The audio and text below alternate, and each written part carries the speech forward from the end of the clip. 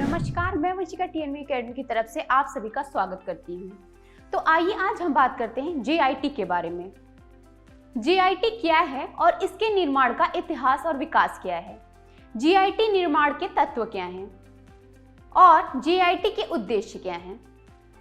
तो अब हम सेशन की शुरुआत करते हैं और जानते हैं जस्ट इन टाइम जीआईटी क्या है। Just in time GIT manufacturing जापानी मैनेजमेंट फिलॉसफी है जिसे मैन्युफैक्चरिंग में लागू किया जाता है, जिसमें सही जगह और सही समय पर सही गुणवत्ता और सही मात्रा की सही चीजें शामिल होती हैं।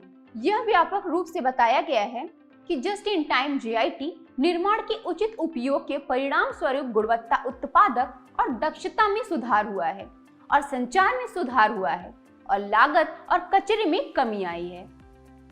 इन लाभों को प्राप्त करने की क्षमता ने कई संगठनों पर सवाल उठाया है और विनिर्माण के लिए इस दृष्टिकोण पर विचार किया है। इन कारणों से जस्ट इन टाइम जीआईटी बहुत लोकप्रिय विषय बन गया है, जिसकी वर्तमान में दुनिया भर में कई संगठनों द्वारा जांच की जा रही है। जस्ट इन टाइम जीआईटी प्रबंधन में पुराने प्रबंधन विचारों का अनुप्रयोग शामिल है। हालांकि आधुनिक निर्माण फर्म के लिए उनका अनुकूल अपेक्षाकृत नया अभ्यास है। वर्तमान में कई कंपनियां अधिक प्रतिस्पर्धी माहौल के जवाब में जस्ट इन टाइम यानी कि जीआईटी दृष्टिकोण का अध्ययन और आवेदन कर रही हैं। उत्तरी अमेरिकी संगठन अपने जापानी प्रतिस्पर्धियों की उत्पादकता के अभूतपूर्व स्तरों को प्राप्त करने की सफलता से उन पर पड़ने वाले दबाव से अवगत हैं। जीआईटी निर्माण का इतिहास और विकास। जस्ट इन टाइम जीआईटी जापानी प्रबंधन दर्शन है, जिसे 1917 के दशक की शुरुआत से कई जापानी निर्माण संगठनों में लागू किया गया है।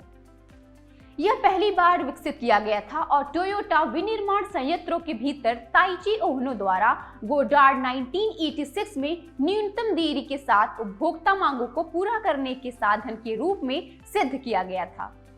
इस कारण से ताइचुंग वन को अक्सर जस्ट इन टाइम यानी कि जीआईटी के पिता के रूप में जाना जाता है। जस्ट इन टाइम जीआईटी की शुरुआत जापानी शिपयार्ड के भीतर इन्वेंट्री स्तर को कम करने की एक विधि के रूप में हुई थी। आज जस्ट इन टाइम जीआईटी प्रबंधन दर्शन के रूप में विकसित हुआ है, जिसमें ज्ञान का एक निकाय और विनिर्माण सिद्धांतों और तकनीकों का एक व्यापक सेट शामिल है।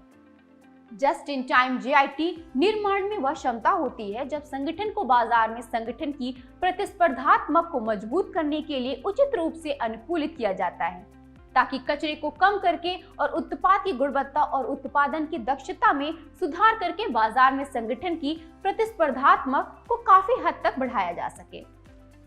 अब इस टॉपिक में हम जीआईटी निर्माण के तत्वों के बारे में डिस्कस करेंगे। Just in time GIT. Just in time यानी कि जीआईटी निर्माण में कई घटक या तत्व हैं, जिन्हें जस्ट इन टाइम लक्ष्यों को प्राप्त करने के लिए सद्भाव में कार्य में एक साथ एकीकृत किया जाना चाहिए। इन तत्वों में अनिवार्य रूप से मानव संसाधन और उत्पादन क्रय निर्माण योजना और एक संगठन की आयोजन कार्य शामिल हैं। संक्षेप में इन तत्वों को लोगों के पौधों और प्रणाली के उपयुक्त टोयोटा उत्पादन प्रणाली में एक साथ समूहीकृत किया जा सकता है। पहला, लोगों की भागीदारी। शेयरधारक और मालिक कंपनी के लाभ की दीर्घकालिक प्राप्ति पर जोर दिया जाना चाहिए और इसलिए अल्पकालिक कमाई को कंपनी में वापस लाना चाहिए, ताकि जस्ट इन टाइम के लिए आवश्यक विभिन्न परिवर्तनों और निवेश प्रतिबद्धताओं को पूरा किया जा सके। जीआईटी सफलता यह स्पष्ट किया जाना चाहिए कि जस्ट इन टाइम यानी कि जीआईटी से जुड़े अधिकांश लाभ केवल लंबे समय में ही प्राप्त होंगे।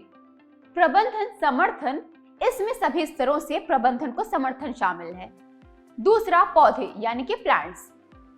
प्लांट के बारे में कई बदलाव होते हैं, जिसमें plant layout multi function workers की मांग होती है कि कबाना self infection, MPR material requirement planning और एमआरपी मैन्युफैक्चरिंग रिसोर्स प्लानिंग और निरंतर सुधार की मांग करें। इनमें से प्रत्येक को अलग से समझाया जाएगा कि वे जस्ट इन टाइम यानी कि जीआईटी उत्पादन में कैसे जुड़ते हैं।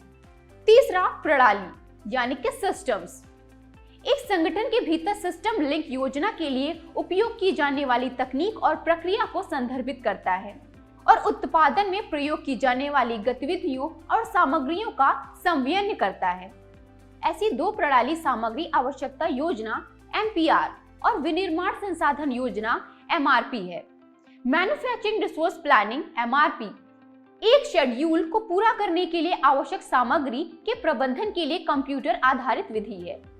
तो आइए अब हम समझते हैं कि JIT के लाभ और सीमाएं क्या हैं। जस्ट इन टाइम यानी कि JIT अवधारणा का उपयोग करने वाली कई जापानी कंपनियों में इन्वेंट्री स्तर को एक बिंदु तक कम कर दिया गया है, जिस पर वार्षिक कार्य पूंजी कारोबार अनुपात की तुलना में बहुत अधिक है। पहला, फैक्ट्री स्पेस में इन्वेंट्री और उत्पादन के लिए कम निवेश। दूसरा, सूची में कम अप्रचलन जोखिम।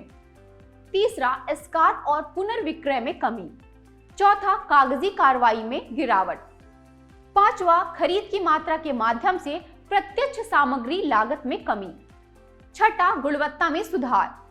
सातवां, लागत को कम करना। आठवां, कम जगह की आवश्यकताएं। नौवां, कम समय का नेतृत्व करें। 10वां, उत्पादकता में वृद्धि। 11वां, अधिक से अधिक लचीलापन। और आखिरी, आपूर्तिकर्ताओं के साथ बेहतर संबंध। JIT की सीमा। यद्यपि जस्ट इन टाइम यानी कि JIT का उपयोग करने के लाभ असंख्य हैं और किसी भी संभावित सीमाओं की तुलना में अधिक बार उद्धृत किया गया है, कई कमियों को निम्नानुसार पहचाना गया है। पहला, सांस्कृतिक मतभेदों को जस्ट इन टाइम JIT की संभावित सीमा के रूप में उद्धृत किया गया है। कई सांस्कृतिक अंतर मौजूद हैं जो आंतरिक रूप से जस्ट इन टाइम यानी कि JIT सफलता से जुड़े हो सकते हैं। दूसरा, विनिर्माण के पारंपरिक दृष्टिकोण में स्टॉक की सुरक्षा के साथ बड़ी सूची का उपयोग शामिल है। सुरक्षा स्टॉक कंपनियों के लिए एक बफर के रूप में कार्य कर सकते हैं ताकि मांग के पूर्वानुमानों को गलत तरीके से ऑफसेट किया जा सके। अब यहाँ हम JIT के उद्देश्य के बारे में चर्चा करेंगे। जस्ट इन टाइम यानी कि JIT मैन्युफैक्चरिंग आपूर्तिकर्ताओं से ग्राहक तक सामग्री के प्रवाह को सुचारू करने की कोशिश करता है, जिससे निर्माण प्रक्रिया की गति बढ़ जाती है। जस्ट इन टाइम यानी कि JIT का उद्देश्य विनिर्माण प्रणाली को बहुत तेजी से बदलने के बजाय धीरे धीरे बदलना है।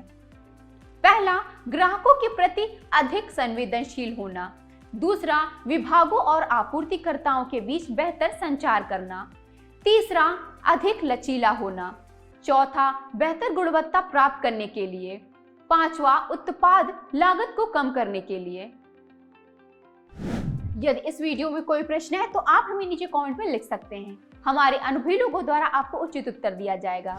इस वीडियो में बस इतना ही। मिलते हैं अगले वीडियो में, तब तक के लिए धन्यवाद।